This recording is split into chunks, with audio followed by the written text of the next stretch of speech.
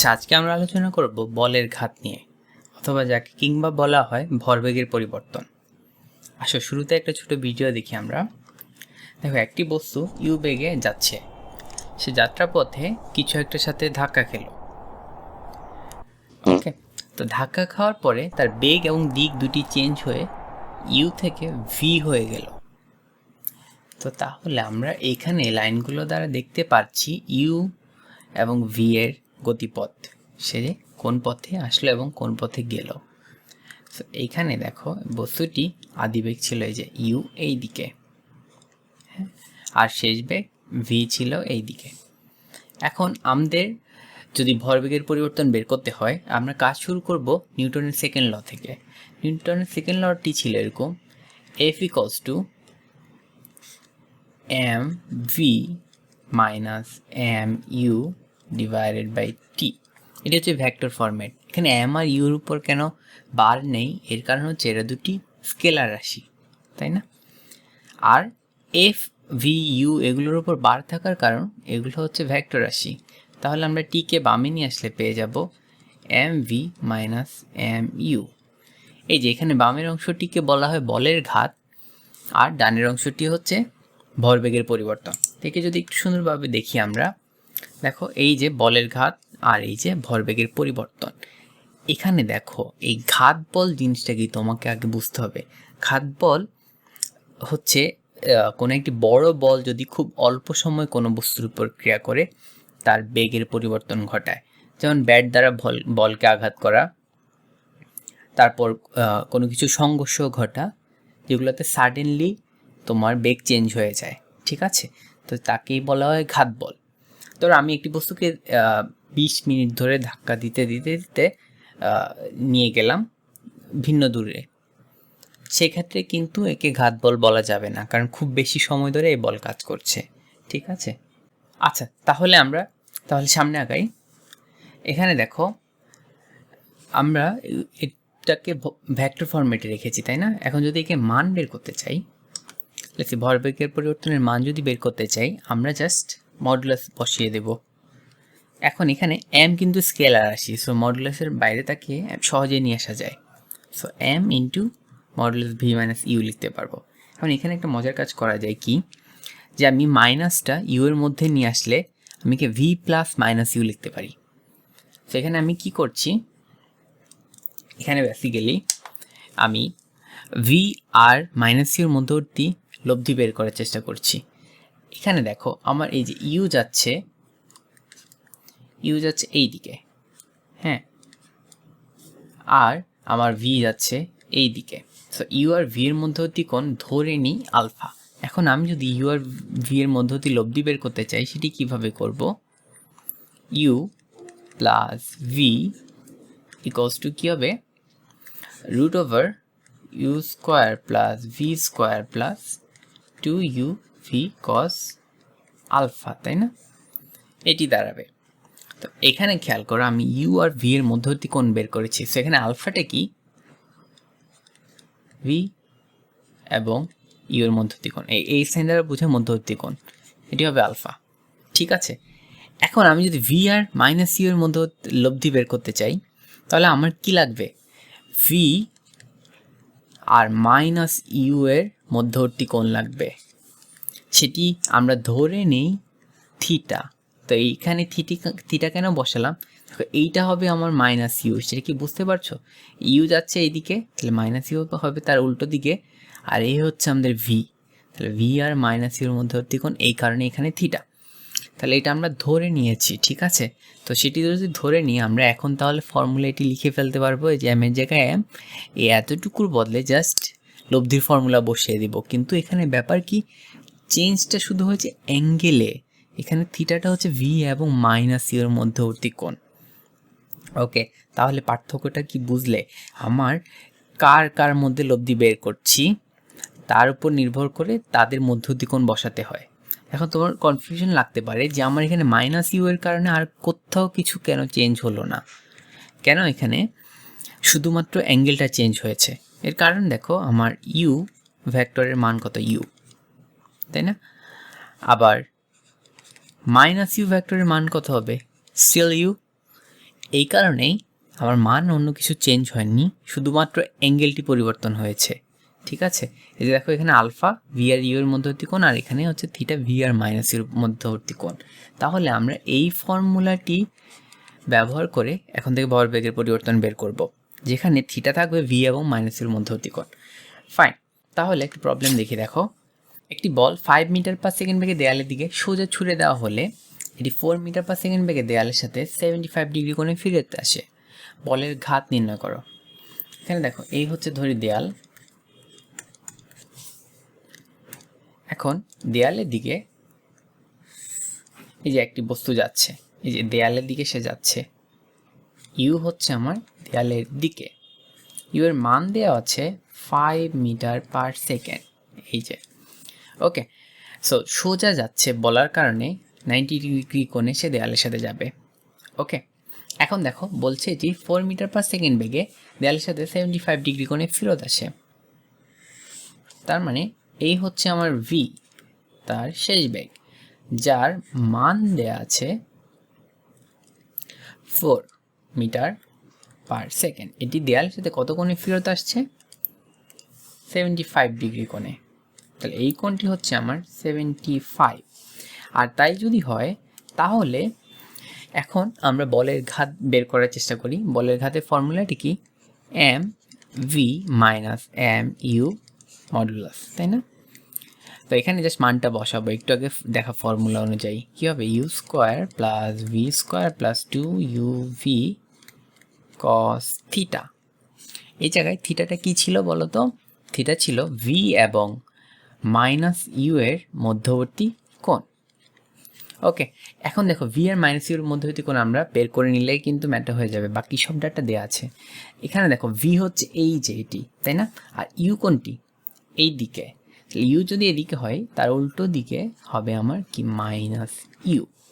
তাহলে এই যে ভি আর মাইনাস ইউর মধ্যবর্তী কোণ কত হবে বলো তো? থিটা, যার মান হবে কত? দেখো এটা 75, তাহলে পুরোটুকু যদি 90 হয় থিটার মান হবে 15 ডিগ্রি, তাই না? তাহলে আমরা এখানে থিটার মান 15 ডিগ্রি লিখতে পারবো। আচ্ছা, তো এখানে জাস্ট মানগুলো বসাবো আমরা। দেখো এম কিন্তু দেয়া নেই, সো এম থেকে যাবে, এম জাস্ট কনস্ট্যান্ট। আচ্ছা, তাহলে বাকি মানগুলো বসাই। ইউ এর মান হচ্ছে 5, ভি এর মান হচ্ছে গিয়ে 4 plus 2 into 5 into 4 into cos 15 degree. Okay, এখানে তাহলে একটু ক্যালকুলেট করে নিই কি আসে। 5 square plus 4 square plus 2 into 5 into 4 into cos 15, আচ্ছা 8.92। আচ্ছা, তাহলে হবে 8.92 অ্যান্ড এমটা থেকে যাবে। ওকে, বুঝতে পারলাম। তাহলে আমার শুধু ভি আর মাইনাস ইউর মধ্যবর্তী কোণ বের করা লাগলো, এখানে বাকি সব ডাটা দেওয়া ছিল। আচ্ছা, আসলে একটি শর্টকাট দেখি এখন আমরা। তাহলে বলা হয়েছে এখানে যে এম ভরের একটি বস্তু ইউ বেগে দেয়ালের সাথে থিটা কোণে আঘাত করে একই বেগে উল্টো দিকে একই কোণে ফেরত গেলে ভরবেগের পরিবর্তন হবে 2mu sin থিটা। ওকে, তো এটি একটি ছোট্ট ক্লিপ দেখি। এখানে দেখো, এই হচ্ছে আমার বস্তুটি, এটি যাচ্ছে দেয়ালের দিকে ইউ বেগে আঘাত করে, সে হচ্ছে পিছনের দিকে ভি বেগে চলে গেল। ওকে, তো এখানে বলা হয়েছে কি, দেখো চিত্র অনুযায়ী আমার সে থিটা কোণে আসছে। তাহলে আমি যদি এইখানে একটু বর্ধিত করি, এই হচ্ছে আমার ইউ, এটি আসছে দেয়ালের সাথে থিটা কোণে। এরপর সে একই বেগে উল্টো দিকে যাচ্ছে, তাহলে সে যাচ্ছেও সেম কোণে, তার মানে এটিও হবে থিটা। এ হচ্ছে আমার ভি।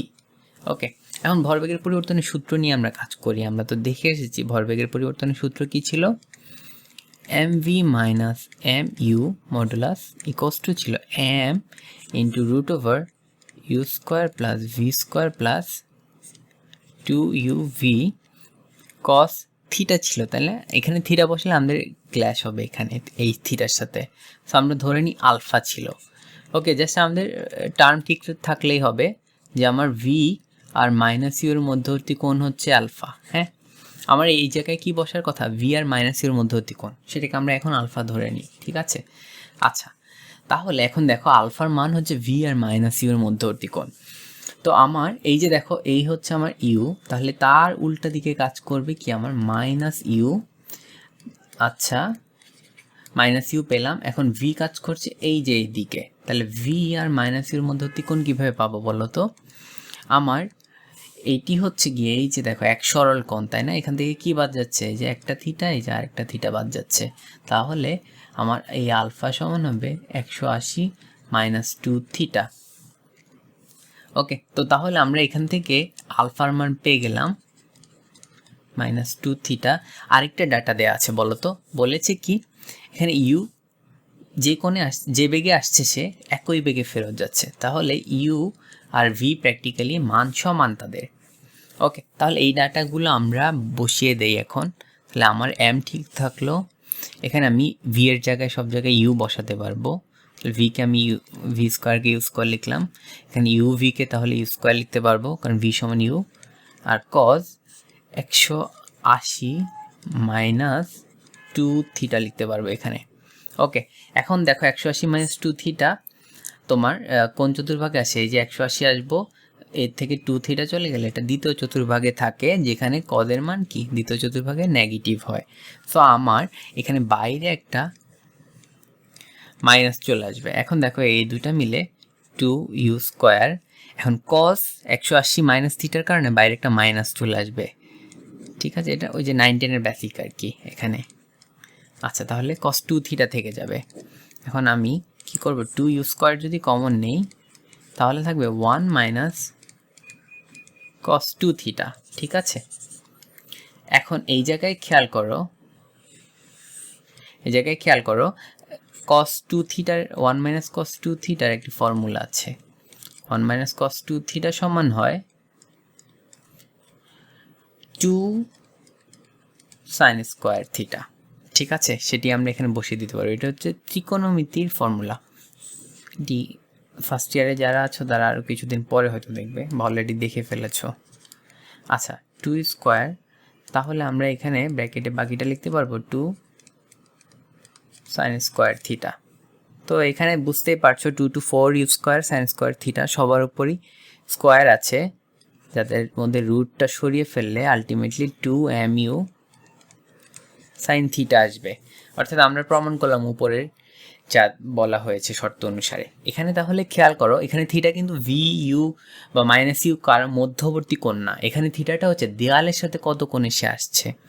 ওকে, তো এটা মাথায় রাখা খুব জরুরি যে এখানে থিটা হচ্ছে দেয়ালের সাথে কত কোণে আসছে এবং যাচ্ছে, এটি কিন্তু কারো মধ্যবর্তী কোণ নয়। আচ্ছা, তাহলে শর্টকাট ইউজ করে একটি ম্যাথ করি আমরা। ওকে, এখানে দেখো বলেছে কি একটি 2 কেজি ভরের বস্তু 5 মিটার পার সেকেন্ড বেগে দেয়ালের সাথে থিটা কোণে 60 ডিগ্রি কোণে আঘাত করে একই বেগে উল্টো দিকে একই কোণে ফিরে গেলে ভরবেগের পরিবর্তন কত হবে? তো এটি হচ্ছে মাত্র দেখা আমাদের প্রবলেম যে একটি বস্তু দেয়ালের সাথে 60 ডিগ্রি কোণে আসছে আর সে ফেরত যাচ্ছে সেম 60 ডিগ্রি কোণে। ওকে, তো এইখানে আমার এই জায়গায় আমরা কি দেখে এসেছি, ভরবেগের পরিবর্তন কত হয়? M V minus M u, এটা হয় 2 এম ইউ সাইন থিটা। তো আমরা যেহেতু এক্সপ্লেন করে এসেছি এখানে জাস্ট মানগুলো বসিয়ে দেই। আমাদের এম কত দেওয়া 2 কেজি, তাই না? আর ইউ কত, এই যে 5 মিটার পার সেকেন্ড বেগে এসে আসছে, সো 5, অ্যান্ড আলফার মান কত, থিটার মান কত আমাদের 60 ডিগ্রি। এখানে মানগুলো বসিয়ে দিব 2 ইন্টু 5 ইন্টু সাইন 60। তো ক্যালকুলেট যদি করি একটু, 2 ইন্টু 5 ইন্টু সাইন 60 আসে 10√3। তাহলে আমাদের এটা হবে ভরবেগের পরিবর্তন হবে 10√3, আর এর একক হবে কেজি মিটার পার সেকেন্ড। এটা হচ্ছে ভরবেগের পরিবর্তনের একক। ওকে, নেক্সটে দেখো লাস্ট একটি প্রবলেম দেখি আমরা। বলেছি কি যে 150 গ্রাম ভরের একটি cricket ball 12 metre per second বেগে ব্যাটের দিকে গতিশীল। ব্যাট দ্বারা আঘাত করার ফলে বলটি 20 মিটার পার সেকেন্ড বেগে ফিরে আসে। বলটির উপর ক্রিয়ারত বলের আঘাতের সময়কাল 0.01 সেকেন্ড। বলটির উপর ব্যাটের গড় বল নির্ণয় করো। তো এখানে দেখো আমরা যে ফর্মুলা ইউজ করেছিলাম সেখানে কি ছিল, যে আমার F equals to mv minus mu divided by T ছিল, তাই না? এটা হচ্ছে নিউটনের সেকেন্ড ল থেকে এসেছিল। তো এই জায়গায় আমরা কি করতে পারি যে এম আর টি বাইরে নিয়ে আসতে পারি, কারণ এটা স্কেলার রাশি। তাহলে থাকবে কি আমার ভি মাইনাস ইউ। ওই যে আমি জাস্ট আবার একটু দেখাচ্ছি এখানে, আর কিছু না, এগুলো তো বুঝতে পারার কথা এতক্ষণে। তাহলে আমার এখানে যদি মডুলাস বের করি, অর্থাৎ এফ এর মানটা বের করি, তাহলে মডুলাস চলে আসবে, তাই না? V minus you. আর আমরা এই ফর্মুলা মাত্র দেখে এসেছি যে আমি ভি মাইনাস ইউকে কনভার্ট করে লিখেছিলাম root over you square plus V square plus 2uv cos theta. এখানে দেখো কি হচ্ছে, এই কোশ্চেন অনুযায়ী একটি বল আসছে 12 মিটার পার সেকেন্ড বেগে। এ হচ্ছে 12 মিটার পার সেকেন্ড বেগে আসছে, এ হচ্ছে আমার ইউ। আর বলটি ব্যাক করছে কত বেগে? 20 মিটার পার সেকেন্ড বেগে ব্যাক করছে, অর্থাৎ উল্টো দিকে যাচ্ছে বরাবর। তো ভি হচ্ছে আমার 20 মিটার পার সেকেন্ড। এখানে মানগুলো আমরা পেলাম। তো এই জায়গায় দেখো আমাদের ইউ আর ভি তারা কিন্তু পরস্পর উল্টো দিকে যাচ্ছে। এই যদি আমি ভেক্টর দিয়ে চিন্তা করি, এ হচ্ছে ইউ আর ভি তার ডানে যাচ্ছে।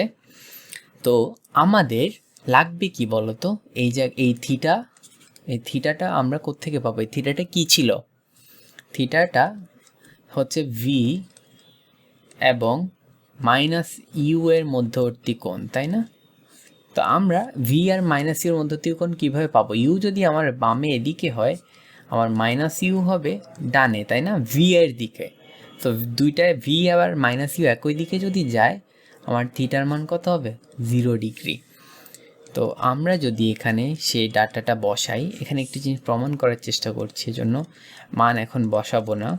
তাহলে আমরা পাবো 2uv cos, এখানে আসবে cos 0। দ্যাট মিন্স cos 0 মান যেহেতু 1, আমরা এখানে পাবো m/t root over you square plus V square plus 2uv থাকবে। তো এই জায়গায় দেখো এখানে a plus v whole square formula হয়ে যায়, তাই না? তাহলে u plus v whole square লিখতে পারবো। আলটিমেটলি হয়ে যাবে এটা কি, ইউ প্লাস ভি রুটের সাথে কাটা গিয়ে। তো এখানে এটাই দেখানোর চেষ্টা করছি। দেখো যদি ইউ আর ভি পরস্পর উল্টো দিকে যায়, তাহলে তোমার ভরবেগের পরিবর্তনে যোগ করতে হয়। আচ্ছা দেখো এখানে একটু ছোট করে লিখি ব্যাপারটা। ইউ আর ভি যদি একই দিকে যায়, তাহলে m V minus M u হবে আমার ভরবেগের পরিবর্তন। আর ইউ আর ভি যদি উল্টো দিকে যায়, তাহলে m v plus m u হবে ভরবেগের পরিবর্তন। ঠিক আছে? তো এইখানে তাহলে এটা শর্টকাট হিসেবে মনে রাখতে পারো যে উল্টো দিকে গেলে যোগ আর একই দিকে গেলে বিয়োগ। ওকে, আর আমরা এখানে আমাদের যে সূত্র দিয়ে কাজ শুরু করেছিলাম একদম প্রথম থেকে, সেই সূত্র দ্বারা প্রমাণ করেছি এটি। ঠিক আছে? সো ট্রাই করবে যেভাবে তোমার মনে থাকে। আচ্ছা এখন তো যেহেতু এত দূর চলে এসেছি, আমাদের কাজ হচ্ছে এখন শুধু ডাটা বসানো, তাই না? দেখো আমাদের এম দেওয়া আছে 150 গ্রাম। 150 গ্রাম একে আমরা নিশ্চয়ই কেজিতে নিয়ে যাব। সো 10⁻³ দিয়ে গুণ করা লাগবে। আর টাইম দেওয়া আছে কত? এই যে 0.01 সেকেন্ড। সো 0.01 বসাবো। এখন ইউ আর ভি এর যোগ, এই যে ইউ হচ্ছে আমার এই যে 12 আর ভি হচ্ছে আমার এই যে 20, তাহলে 12 প্লাস 20। ওকে, দেখি কত আসে এখানে। 0.15 ডিভাইডেড বাই 0.01 টু 12 প্লাস 20। আচ্ছা এখানে আছে 480। তাহলে এই 480 নিউটন হচ্ছে কি আমার প্রযুক্ত গড় বল ব্যাটের উপর। ঠিক আছে? আচ্ছা ফাইন, আজকে এ পর্যন্তই।